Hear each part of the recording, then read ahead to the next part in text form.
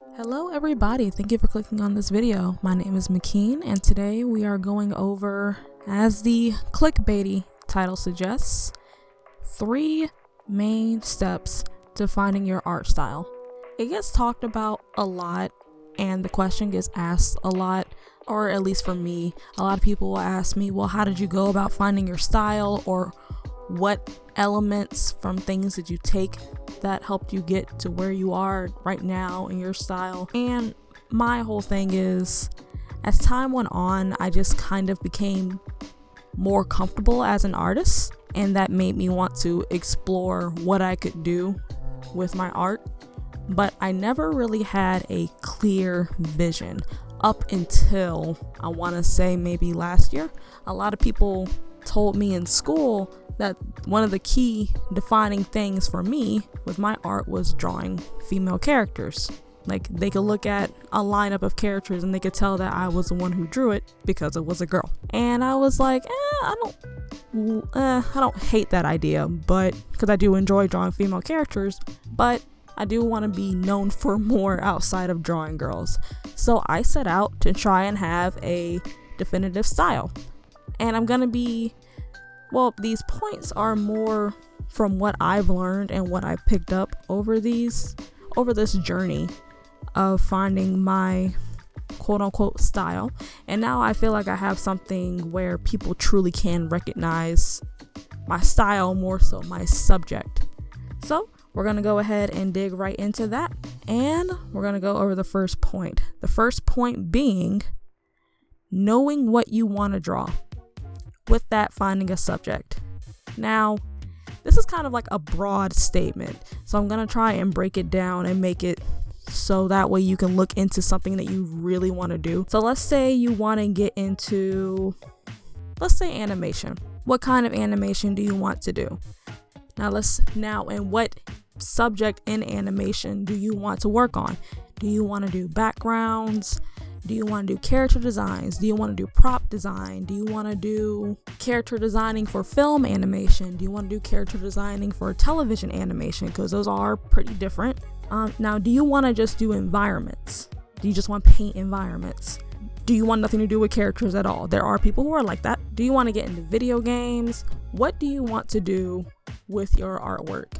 And even if it's something you don't necessarily plan on making a job out of or your career out of, what do you enjoy drawing? So when you sit down and you have just this idea in your head or something, you're just like, I want to draw. What's the first thing you draw? Most likely is going to be something that you enjoy drawing. Do you like drawing animals? Do you like drawing buildings? Just figure out what you want to focus on.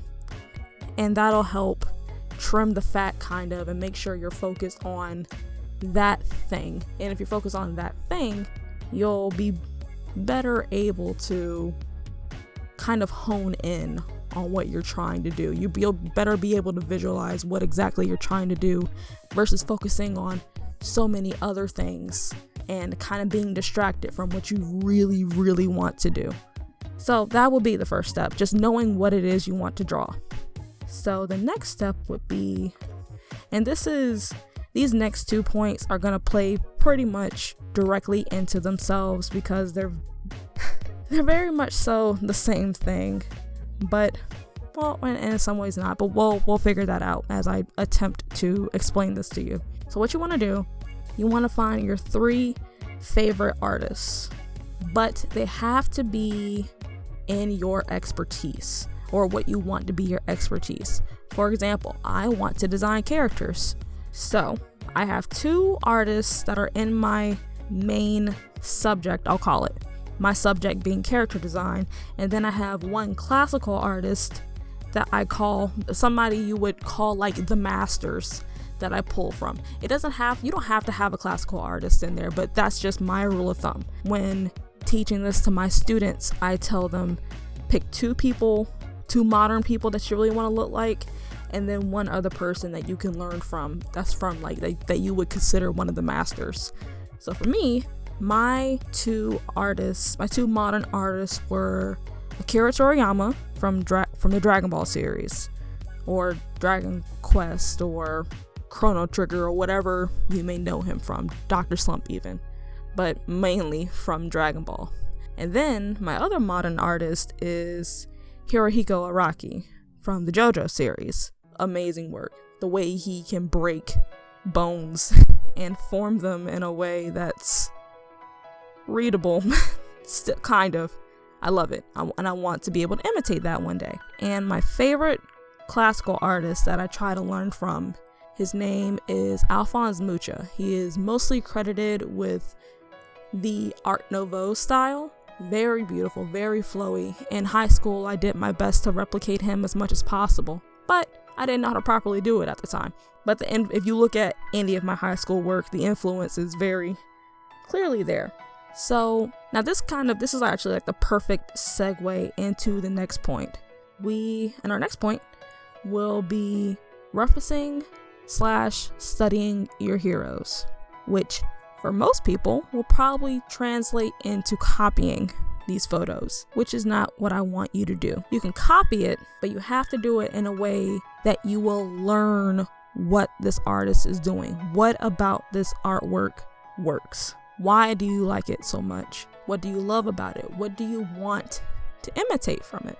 So the best way to go about doing this is taking a piece of artwork from that artist that you love and just kind of tracing over it, but doing basic shapes. So doing a circle, doing a square where the torso is and where the arms are and stuff, just so that way you can see like how they lay things out. Or you could also just straight up trace it. Again, I did that when I was a kid, and that made me kind of in the long way learn about where to place body parts, how or at least how this artist moves his characters, how they place their characters, how they draw their expressions even.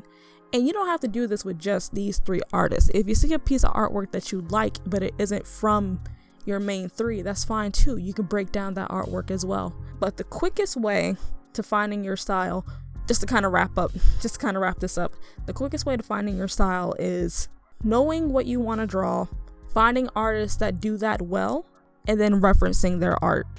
That's the key. Those are the three main key things. There's no need to make it more than what it is, because that's that. If you want to go ahead and you want to have your art style down packed, those are the three main ways to do it. Don't let anyone tell you otherwise. So for the video that's going in the back for this, the Speedpaint, this is actually a new OC that I created. Her name is Makoto. She is a delinquent girl, and this was originally going to be a video. This was supposed to be for the video talking about that shading technique from last week, but I ended up just wanting to use it for this. Hopefully I'll be able to create a full video just talking about character design and going ahead and finalizing Makoto's character a little bit more. Maybe next week, we'll find out. But if you want to stick around in the future and hopefully come across that video, be sure to subscribe to this channel and ring the bell for notifications of when I do uploads. Also be sure to like and comment on this video. It helps boost me up in the YouTube algorithm. Always appreciated. You guys, thank you so much for tuning in yet again this week. We're doing pretty good with the weekly uploads. Hopefully we can keep this momentum going. As always, I love you guys. Stay safe. Adhere to social distancing, wear your mask, all that jazz. Love you. Enjoy the rest of this video. Bye.